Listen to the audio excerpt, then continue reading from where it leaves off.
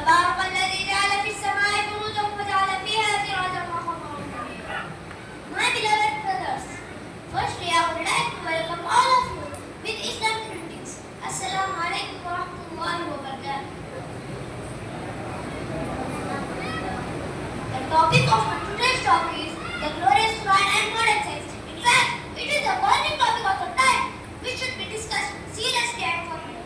My dear audience, nowadays the most common question arises in our mind that what is the relation between Quran and modern science and what is the Islamic approach to the science. So first of all, I would like to tell you that the Quran is the last and final revelation of Allah subhanahu wa ta'ala, which was revealed to the last and final messenger Muhammad sallallahu alaihi wasallam. The Holy Quran claims that it is the word of Almighty Allah subhanahu wa ta'ala. All the words of the Quran are the words of Allah.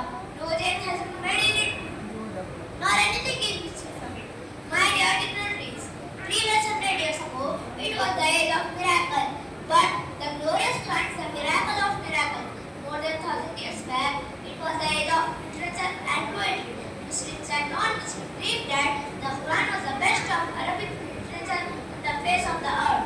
But today, it is the age of miracle, not the age of poetry, but it's the age of science and technology. That's why I would like to tell you that and what is the connection between Quran and modern science.